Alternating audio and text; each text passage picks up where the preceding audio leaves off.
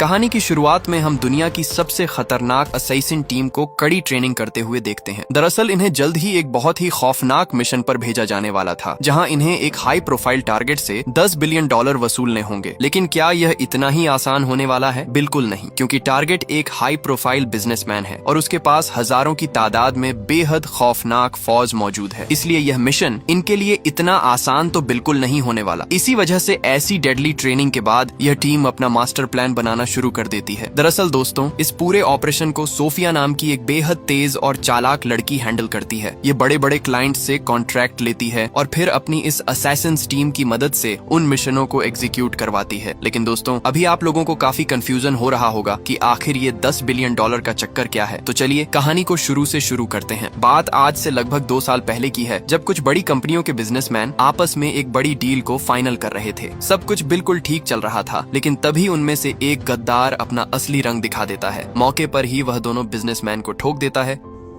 और $10 बिलियन से जुड़े सारे कॉन्फिडेंशियल डॉक्यूमेंट्स और ऑथराइजेशन पेपर्स लेकर वहां से फरार हो जाता है। लेकिन दोस्तों, ये पैसा उन बिजनेसमैन का नहीं था। दरअसल ये पूरी रकम एक बहुत बड़ी कंपनी की ओनर की थी। जब उसे अपने $10 बिलियन डूबने की खबर मिलती है तो वह किसी भी कीमत पर अपना पैसा वापस लाना चाहती है। इसलिए वह सोफिया के पास पहुंचती है और उसे एक डेडली कॉन्ट्रैक्ट ऑफर कर देती है। आगे वह बताती है कि अगर तुम उस बिजनेसमैन को मारकर मेरी सभी रकम वापस लाकर देती हो तो मैं तुम्हें उस पूरी रकम की 20% दूंगी। लेकिन आगे से सोफिया 30% में बार्गेनिंग करके फाइनल डील कर लेती है। इसके बाद सोफिया सीधा अपनी असैसिन्स टीम के लीडर्स के साथ मीटिंग करती है और उन्हें उस बिजनेसमैन की एक एक जानकारी निकालने का काम सौंप देती है, ताकि मिशन शुरू होने से पहले उनके पास टारगेट से जुड़ी हर जरूरी इन्फॉर्मेशन मौजूद हो। ऐसे ही काफी खोजबीन करने के बाद उन्हें आखिरकार अपने टारगेट का पता चल ही जाता है। दरअसल ये बिजनेसमैन कोई आम आदमी नहीं था। इसके पास दुनिया के कई देशों में फैले हुए दर्जनों ऑयल रिग्स और एनर्जी प्रोजेक्ट्स मौजूद थे। अब आप खुद ही अंदाजा लगा सकते हैं कि इस आदमी का नेटवर्क कितना बड़ा है। इसीलिए ये लोग सबसे पहले आसान रास्ता आजमाने का फैसला करते हैं। दरअसल इनका प्लान था कि किसी तरह जॉर्ज की जेब से उन $10 बिलियन को निकलवाया जाए। इसके लिए असैसिन्स टीम के कई मेंबर्स को उसके अलग अलग ऑयल रिग्स में वर्कर बनकर भेज दिया जाता है, ताकि वे अंदर ही अंदर सिस्टम में खराबी पैदा कर सकें। इनका मकसद रिग्स के ऑन ऑपरेशंस को बुरी तरह से प्रभावित करना था, जिससे जॉर्ज को भारी नुकसान हो। इसके अलावा चाचा सऊदी में भी अपना एक 30,000 स्क्वायर फीट का एम्पायर खड़ा कर रहा था। यहाँ भी टीम का हैकर सिस्टम में ऐसी गड़बड़ कर देता है कि अथॉरिटीज को लगने लगता है कि इस प्रोजेक्ट में भारी मात्रा में ब्लैक मनी लगाई गई है, जिसके चलते कंस्ट्रक्शन का काम रोक दिया जाता है। ऐसे ही करके धीरे धीरे सोफिया जॉर्ज की बड़ी बड़ी कंपनियों, प्रॉपर्टीज और एसेट्स को डुबाना शुरू कर देती है, ताकि इसी मौके का फायदा उठाते हुए वह उससे 10 बिलियन से भी ज्यादा बड़ी रकम निकाल सके। मतलब समझ ही सकते हो दोस्तों कि यहाँ किस लेवल का भयानक गेम खेला जा रहा था। आगे देखते जाओ, आप लोगों का पूरा दिमाग हिलने वाला है। यह सब कांड करने के बाद सोफिया सीधा जॉर्ज के सीए के पास पहुँचती है। आगे मैडम कहती है कि मैं तुम लोगों को इस भारी जंजाल से बाहर निकाल सकती हूँ और यह भी पता कर सकती हूँ कि इस सब के पीछे कौन है, लेकिन इसके लिए तुम लोगों को मेरे अकाउंट में $300 बिलियन ट्रांसफर करने होंगे। 300 बिलियन का नाम सुनते ही चाचा के तो होश ही उड़ जाते हैं। इसलिए पहले तो वह उसे मना करके वहाँ से भगा देता है, लेकिन जब वह ये बातें जॉर्ज को बताता है तब वह उस लड़की से मिलने के लिए बुलाने को कहता है। इसी के साथ चाचा दोबारा सोफिया को कांटेक्ट करते हुए उसे बॉस के घर में बुलाने लगता है, लेकिन इस बार सोफिया अपनी डिमांड बढ़ाकर $400 बिलियन कर देती है। लेकिन शर्त यह थी कि अगर उसकी डिमांड पूरी नहीं की गई तो वह जॉर्ज से नहीं मिलेगी। इधर चाचा के तो पसीने छूट चुके थे। खैर आखिरकार वह मान जाता है और उसे बॉस के घर बुला लेता है। अगले ही दिन सोफिया उसकी आलीशान प्रॉपर्टी में पहुंचती है। आगे से वह सीधा पैसों की बात छेड़ते हुए कहती है कि अगर तुम मुझे $400 बिलियन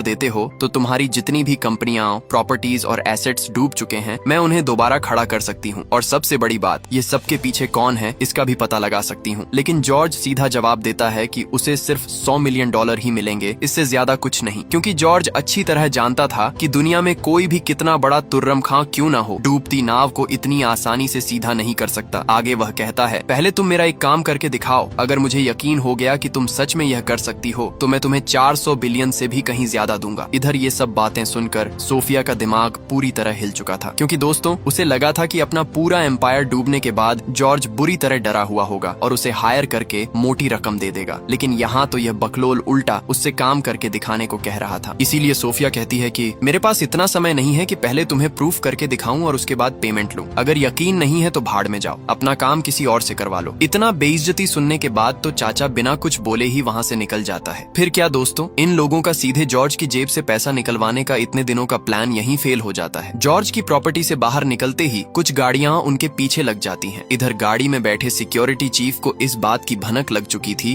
कि कोई उनका पीछा कर रहा है, इसलिए वह तुरंत अपने बाकी टीम मेंबर्स को हथियार लेकर एक कैफे में पहुंचने का आदेश देता है। कैफे पहुंचते ही सिक्योरिटी चीफ मैडम को लेकर अंदर चला जाता है, जबकि ड्राइवर बाहर ही रुकता है ताकि वह आसपास हो रही हर एक गतिविधि पर नजर रख सके। इसी के साथ उनके बाकी टीम मेंबर्स भी वहां पहुंच चुके थे। कुछ ही देर में 2 हिटमैन कैफे के अंदर एंटर करते हैं और सामने वाली टेबल पर जाकर बैठ जाते हैं। दूसरी तरफ पीछे से भी 2 और हिटमैन अंदर घुस चुके थे, जबकि बैकअप के लिए 2 लोग बाहर तैनात थे। इधर अंदर मौजूद चीफ सिक्योरिटी लगातार बाहर मौजूद अपने साथियों को दुश्मनों की लोकेशन बताता रहता है ताकि वे लोग अंदर घुसकर सीधा उन्हें ठोक सके। लेकिन कुछ ही देर बाद बाहर मौजूद सिक्योरिटी देखता है कि कैफे की तरफ और भी कई सारे टपोरी आ रहे हैं, इसीलिए असैसिन टीम तुरंत अपना गन्स असेंबल करना शुरू कर देते हैं। इधर अंदर पूरा पासा पलट चुका था। अचानक आगे बैठा 2 हिटमैन अपना बंदूक निकालकर उन्हें मारने ही वाला था, लेकिन मौके पर ही चीफ सिक्योरिटी उन दोनों को ठोक देता है। इसी के साथ बाकी टीम मेंबर्स भी दुश्मनों को एक के बाद एक साफ करना शुरू कर देता है। बाहर भी एक गाड़ी भरकर लोग पहुंच चुके थे, लेकिन उन्हें भी बाहर मौजूद असैसिन टीम मेंबर्स गोलियों से भूनकर सीधा नरक भेज देता है। लेकिन पता नहीं कहां से यहाँ इतना सारा हिटमैन आ टपकता है। आखिरकार सभी को साफ करने के बाद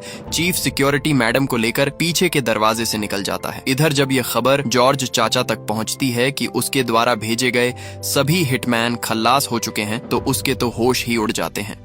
इधर सोफिया भी समझ चुकी थी कि इन टपोरियों को जॉर्ज ने ही उसे मरवाने के लिए भेजा था, इसलिए अब वह उसे पूरी तरह से बर्बाद और खत्म करने की ठान लेती है। इसके बाद वह सीधा अपने 2 टॉप सिक्योरिटी को उसे खत्म करने के मिशन पर लगा देती है और साथ ही अपनी हैकर्स टीम को उसकी सभी कॉन्फिडेंशियल फाइल्स पब्लिक कर देने का आदेश देती है, ताकि मरने से पहले वह अपनी आंखों के सामने अपनी बर्बादी का मंजर देख सके। इसी के साथ उसकी टीम जॉर्ज की सभी कॉन्फिडेंशियल फाइल्स पूरी दुनिया के सामने पब्लिक कर देती है। फिर क्या दोस्तों, चाचा का तो पूरी तरह से गेम बच चुका था। कोर्ट उसकी ट्रिलियंस ऑफ डॉलर्स की कंपनियों और एनर्जी प्रोजेक्ट्स पर ताला लगाने का ऑर्डर दे देता है। मतलब समझ ही सकते हो दोस्तों, चाचा यहाँ पूरी तरह से बर्बाद हो चुका था। इसके बाद चाचा अपना क्या बड़ा एक्शन लेता है, ये आपको कुछ ही देर में पता चल जाएगा। इधर ऑन ऑर्डर मिलने के बाद सोफिया का चीफ सिक्योरिटी अपनी टीम को लेकर एक आइलैंड पर जा पहुंचता है। दरअसल इन्हें पता था कि जॉर्ज के पास हजारों की तादाद में एक बड़ी फौज मौजूद है, तो उसे ठोकना इतना आसान तो बिल्कुल नहीं होने वाला था। इसलिए उनके खिलाफ लड़ने के लिए इस आइलैंड पर हर जरूरी सामान पहले से ही मौजूद था। यहाँ ढेर सारी भयानक machine guns, assault rifles, sniper rifles और जंग में काम आने वाला हर तरह का कॉम्बैट इक्विपमेंट रखा हुआ था। मतलब साफ था दोस्तों, ये लोग जॉर्ज के खिलाफ किसी ऑपरेशन की नहीं बल्कि पूरी जंग की तैयारी करने जा रहे थे। दरअसल दोस्तों, जॉर्ज भी अभी इसी आइलैंड पर मौजूद है, क्योंकि उसके सभी एसेट्स और एनर्जी प्रोजेक्ट्स पर ताला लग चुका था। इसलिए अब वह शहर से भागकर इसी आइलैंड पर रह रहा है। और जैसे कि आप लोगों को तो पता ही है कि ये टीम मिलकर हजारों के खिलाफ लड़ने जा रही है, इसलिए सिर्फ हथियार ही काफी नहीं थे। जीत के लिए एक परफेक्ट प्लानिंग और सही स्ट्रेटेजी की भी जरूरत थी। इसी वजह से ये लोग हर संभव सिचुएशन को ध्यान में रखते हुए अपनी स्ट्रेटेजी तैयार करना शुरू कर देते हैं। क्योंकि ये लोग इसी मैदान में जंग लड़ने जा रहे थे, इसीलिए ये लोग लैंड माइंस से लेकर दुश्मनों के लिए बड़े बड़े ट्रैप्स तक बिछाना शुरू कर देते हैं। इधर हम सोफिया को एक वीरान रेगिस्तान में देखते हैं, जहां वह अपनी नई डील के लिए अपने क्लाइंट का इंतजार कर रही होती है। कुछ ही देर में उनकी तरफ एक ब्लैक एसयूवी आती हुई दिखाई देती है। पहले तो सोफिया को लगता है कि शायद वही उसका क्लाइंट होगा, लेकिन तभी पीछे से उसकी सेक्रेटरी कहती है कि क्लाइंट यहाँ कार से नहीं बल्कि हेलीकॉप्टर से आने वाला था। ये सुनते ही सोफिया तुरंत अपने सिक्योरिटी गार्ड्स को ढूंढने लगती है। तभी वह देखती है कि किसी ने उसके सिक्योरिटी गार्ड्स को मारकर वहीं फेंक दिया है। ये देखकर सोफिया समझ चुकी थी कि उस कार में जरूर दुश्मन ही होंगे, लेकिन इससे पहले कि सोफिया वहां से भाग पाती, तभी उसके सामने कुछ हट्टे कट्टे किलर्स आ जाते हैं, जिन्होंने उसकी सेक्रेटरी और गार्ड्स को मारा था। दरअसल दोस्तों, इन आदमियों को जॉर्ज ने ही भेजा था। सोफिया को उठाने के लिए प्लान के अनुसार वे लोग सोफिया को उठाकर सीधा उसी आइलैंड के एक पुलिस स्टेशन में लाते हैं, जहां जॉर्ज मौजूद है। दरअसल यह कोई पुलिस स्टेशन नहीं बल्कि जॉर्ज के प्राइवेट आइलैंड का एक सिक्योरिटी रूम था, जिसे आप पुलिस स्टेशन जैसा समझ सकते हो। खैर, यहाँ पहुँचते ही जॉर्ज सोफिया से कहता है कि तुमने मेरा सब कुछ बर्बाद कर दिया, लेकिन कोई बात नहीं, तुम्हें 400 बिलियन चाहिए ना, लो दे दिया, लेकिन तुम्हें अब से मेरे अंडर काम करना होगा, क्योंकि तुम्हारे जैसी शातिर दिमाग वाली लड़की मेरी मेरी प्रॉपर्टीज और कंपनियों को दोबारा खड़ा ही नहीं बल्कि उससे कहीं बड़ा भी बना सकती है। तो क्या कहती हो? आगे से सोफिया कहती है, बुढ़े, मैंने तो पहले ही कहा था कि मैं कुछ भी कर सकती हूँ, लेकिन तुमने ही तो डेमो दिखाने को कहा था, इसलिए दिखा दिया तुम्हें सड़क पर लाकर। लेकिन अब मैं कुछ नहीं कर सकती क्योंकि तुम पहले ही कंगाल हो चुके हो और बहुत जल्द यमराज के पास भी पहुँच जाओगे। आगे से बुढ़ा कहता है, देख लेंगे यमराज के पास कौन पहले जाता है, और यह मत सोचना कि तुम्हें यहाँ कोई बचाने आएगा। यह मेरा प्राइवेट आइलैंड है और यहाँ सिर्फ मेरा रूल चलता है, इसलिए मुझसे हाथ मिला लो, नहीं तो सबसे पहले तुम ही ऊपर पहुँचोगी। इधर कई दिनों की प्लानिंग और ट्रेनिंग के बाद असैसिन टीम आखिरकार जंग लड़ने के लिए तैयार थी। टीम को यह भी पता था कि सोफिया अब उनके कब्जे में है, इसलिए वे लोग पुलिस की गाड़ी लेकर ही पुलिस के वेश में स्टेशन की ओर रवाना हो जाते हैं। स्टेशन में पहुंचते ही दोनों हीरो चिल मारते हुए बिंदास अंदर एंट्री ले लेते हैं। अंदर घुसते ही वे सीधा 2 हथियार उठा लेते हैं और वहां मौजूद गार्ड्स पर बंदूक तान कर सोफिया के सेल नंबर के बारे में पूछने लगते हैं। इधर बाहर से उनके टीम मेंबर्स भी लगातार उन्हें बाहर हो रही हर एक गतिविधि की जानकारी देते रहते हैं ताकि जरूरत पड़ने पर वे तुरंत एक्शन ले सकें। इसके साथ कुछ देर ढूंढने के बाद उन्हें आखिरकार सोफिया मिल जाती है। वे तुरंत सोफिया को सेल से निकालकर वहां मौजूद सभी गार्ड्स को होस्टेज बना लेते हैं। तभी वहां कुछ और गार्ड्स आ जाते हैं और दोनों हीरो उन पर भी बंदूक तान देते हैं, लेकिन इस बार गार्ड्स अपनी बंदूक निकालकर उन्हें मारने ही वाले थे। लेकिन उससे पहले ही दोनों असैसिन मौके पर ही उन्हें मौत के घाट उतार देते हैं और यही थी इनकी सबसे बड़ी गलती, क्योंकि गोलियों की आवाज सुन अब बाहर से और ज्यादा गार्ड्स अंदर घुसने लगते हैं। इधर बाहर एक और टीम मेंबर दीवार तोड़कर बाहर निकलने का रास्ता बनाने लगता है। अंदर तब तक डुओ वर्सेस स्क्वाड गेम शुरू हो चुका था। वे लोग अंधाधुंध एक एक गार्ड को उड़ाना शुरू कर देते हैं, लेकिन सिर्फ उड़ाने से ही तो नहीं होगा, उन्हें अपनी मैडम को भी यहाँ से सुरक्षित निकालना होगा। इसलिए वे लोग तुरंत टूटी हुई दीवार से बाहर निकल आते हैं और मौके पर ही गाड़ी में बैठकर वहाँ से निकलने लगते हैं। लेकिन सभी गार्ड्स अब उनके पीछे लग चुके थे। इधर चाचा तक भी खबर पहुंच चुका था कि आपका होने वाला बीवी किसी और के साथ भाग रही है। ये सुनते ही चाचा का तो दिमाग खराब हो जाता है। चाचा मौके पर ही अपने सभी फौजों को उनके पीछे लग जाने का ऑर्डर देता है। इधर वैसे ही किया कम लोग पीछे पड़े हुए हैं जो चाचा यहाँ अपना और फौज भेज रहा है। मतलब समझ ही सकते हैं दोस्तों यहाँ किस लेवल की एक घमासान युद्ध लगने जा रहा है। इसी के साथ भाई लोग लगातार गोलियां बरसाते हुए उनका पीछा करने लगते हैं, लेकिन कुछ दूर आगे बढ़ते ही दुश्मनों की गाड़ी अपने आप फटकर वहीं रुक जाता है। दरअसल दोस्तों ये सब असैसिन टीम के द्वारा पहले से ही बिछाए गए ट्रैप्स थे। इधर टीम भी तुरंत अपने तय किए गए ठिकाने पर जा पहुंचती है और हथियार संभाल कर दुश्मनों का इंतजार करने लगती है। लेकिन तभी दुश्मन उनके स्पॉट में ड्रोन से मिसाइल छोड़ देता है, जिसके चलते उनके पूरे हथियारों का गोदाम एक ही झटके में तबाह हो जाते हैं। लेकिन लड़ना तो फिर भी पड़ेगा ही, क्योंकि दुश्मन ऑलरेडी स्पॉट तक पहुंच चुके थे। इसी के साथ वहां असैसिन और मिलिटेंट्स के बीच घमासान युद्ध शुरू हो जाता है। यहाँ एक गाड़ी मिलिटेंट्स को ठोकने के बाद वे लोग तुरंत गाड़ी में बैठकर फिर से रवाना हो जाता है, क्योंकि उनके सभी हथियारों का गोदाम उड़ा दिया जा चुका था। इसलिए वे लोग अब प्लान बी एक्टिवेट कर देते हैं, लेकिन मिलिटेंट्स इनके पीछे ना आए, ऐसा क्या कभी हो सकता है? कुत्तों जैसे पीछे लग जाते हैं वे लोग। इधर बाइक राइडर्स अपने अलग अलग डायरेक्शन में चले जाते हैं और दुश्मनों को पहले आगे बढ़ने देते हैं। कुछ ही देर में वे लोग उनके पीछे से निकलकर अंधाधुंध दुश्मनों पर गोलियां बरसाने लगते हैं। ऐसे रश फायरिंग में पहला गाड़ी तो वो लोग खा जाते हैं। इधर गाड़ी से भी एक टीम मेंबर बाहर निकलकर जंगल में छुप जाता है और अपना दूसरा ट्रैप तैयार करके दुश्मनों की गाड़ियों के आने का इंतजार करने लगता है। दुश्मनों के वहां पहुंचते ही वह अपने खोदे हुए गड्ढे का दरवाजा खोल देता है, जिसके चलते गाड़ी वहीं लुढ़क कर सीधी गड्ढे में जा गिरती है। इसी के साथ वहां बाकी आतंकवादी भी पहुंच चुके थे, लेकिन वह टीम मेंबर अकेले ही वहां सोलो वर्सेस स्क्वाड खेलना शुरू कर देता है। इधर पीछे से भी बाइकर्स बचे खुचे आतंकियों को मार देते हैं। इधर गड्ढे के अंदर भी कुछ चूहे बचे थे, उन्हें भी मौके पर ही साफ कर दिया जाता है। इसके बाद भाई लोग तुरंत अपनी मेन विला में आ पहुंचते हैं। यहाँ इन्हें पता है कि यहाँ हजारों की तादाद में और दुश्मन आने वाले हैं, इसलिए ये लोग अपना अपना तैयारी लेना शुरू कर देते हैं।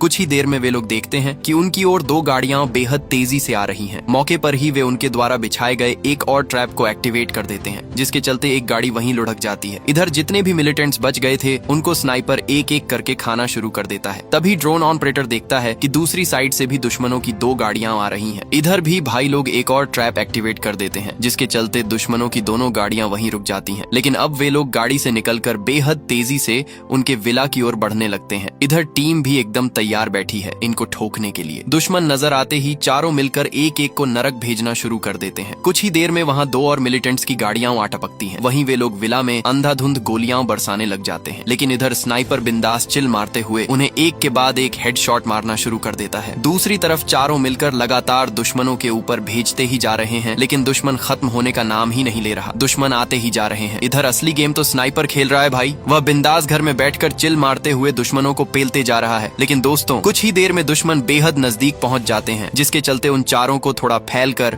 और अपना पोजीशन चेंज करते हुए लड़ना पड़ता है। कुछ घंटे लड़ने के बाद वे लोग समझ जाते हैं कि उन्हें यहाँ से निकलना होगा, क्योंकि दुश्मन खत्म होने का नाम ही नहीं ले रहा। इसलिए बाकी 2 टीम मेंबर तुरंत टनल से होते हुए अपनी गाड़ियां लेने के लिए निकल पड़ते हैं। इधर ये लोग पूरे इलाके में TNT सेट कर देते हैं, ताकि उनके निकलने के बाद जैसे ही दुश्मन विला के अंदर घुसे उन सभी को एक ही झटके में नरक भेज दिया जा सके। यहाँ एक टीम मेंबर स्नाइपर संभालते हुए कहता है कि तुम लोग आगे निकलो, मैं आ रहा हूँ। लेकिन कैप्टन उसे वहाँ बिल्कुल भी रुकने को नहीं कहता, क्योंकि दुश्मन बेहद नजदीक पहुंच चुके थे। लेकिन आगे से वो टीम मेंबर कैप्टन को वहाँ से जाने को कहता है। इसी के साथ कैप्टन मैडम को लेकर वहाँ से निकलने लगते हैं। लेकिन बाहर सिचुएशन इतना खराब हो चुका है कि अगर वे लोग कुछ देर और यहाँ रहे तो सभी टीम मेंबर्स यहीं शहीद हो जाएंगे। फिर भी वे लोग जैसे तैसे सोफिया को लेकर टनल तक पहुंच जाते हैं। इधर ये भाई साहब को देखो, मतलब बाहर हजारों की फौज है और ये अकेला अंदर। देखते हैं चाचा हजारों के खिलाफ कैसे टैकल करते हैं। कुछ ही देर में दुश्मन विला में एंट्री ले लेते हैं। इधर कैप्टन इस भाई को लगातार विला से निकलने को कह रहा था, लेकिन वो तो अकेले ही यहाँ सभी को ठोकना शुरू कर देता है। लेकिन अकेला बंदा कितना ही तो संभाल पाएगा। बाहर से दुश्मन लगातार विला के अंदर एंट्री लेते ही जा रहे थे। और दोस्तों इस भाई की भी स्ट्रेटेजी यही थी कि सभी कुत्तों को इस विला के अंदर या फिर विला के नजदीक लाया जाए, ताकि वो TNT एक्टिवेट करके ज्यादा से ज्यादा दुश्मनों को खत्म कर सके। कुछ ही देर में वो TNT को एक्टिवेट कर देता है, जिसके चलते वहाँ एक भयानक लेवल का एक्सप्लोजन होता है। इधर बाकी टीम मेंबर्स गाड़ियां लेकर वहाँ से भागने लगते हैं। कुछ ही देर में वे लोग गाड़ी से निकलकर जिप लाइन से होते हुए पहाड़ के उस पार तक पहुँच जाते हैं। लेकिन तब तक दुश्मन वहाँ तक भी पहुँच चुके थे। एक सिक्योरिटी अभी भी पहाड़ के इस पार ही मौजूद था। वह तुरंत कुछ आतंकियों को मारकर जिप लाइन में चढ़ जाता है। उस पार पहुंचते ही वे देखते हैं कि हजारों की तादाद में आतंकी पहुंच चुके हैं।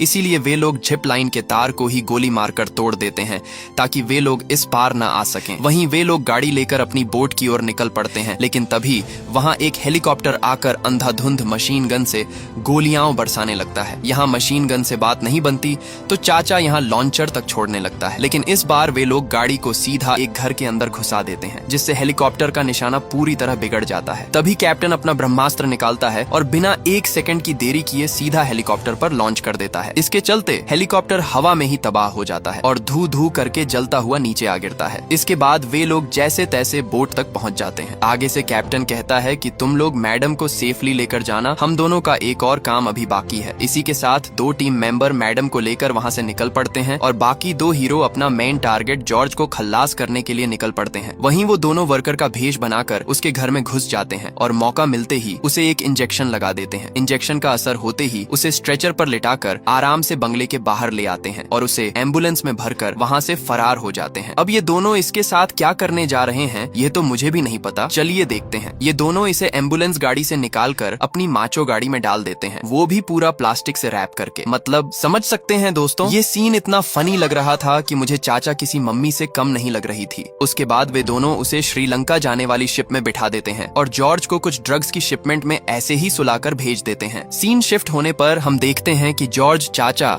एक कंटेनर में माल फूंक रहा है। इधर पूरे कंटेनर में दोस्तों ड्रग्स भरा हुआ था और याद है कैप्टन ने जो इंजेक्शन लगाया था वह भी ड्रग्स का ही डोज था। अब चाचा श्रीलंकन पुलिस के द्वारा रंगे हाथों पकड़ा जा चुका था। और दोस्तों इसी के साथ ये कहानी भी यहीं समाप्त हो जाती है। मुझे पता है दोस्तों मूवी थोड़ा कंफ्यूजिंग है, आप लोगों को थोड़ा समझने में भी दिक्कत हुई होगी। एक्चुअली दोस्तों ये नई मूवी है ना, ये 1 महीने पहले ही रिलीज हुई है, तो हिंदी में भी अवेलेबल नहीं है, तो इंग्लिश तुम्हारे भाई को थोड़ा समझ आता है। खैर दोस्तों अगर आप लोगों को फुल मूवी देखनी है तो आप लोग जाकर अमेज़न प्राइम वीडियो में देख सकते हैं। बहुत बहुत धन्यवाद।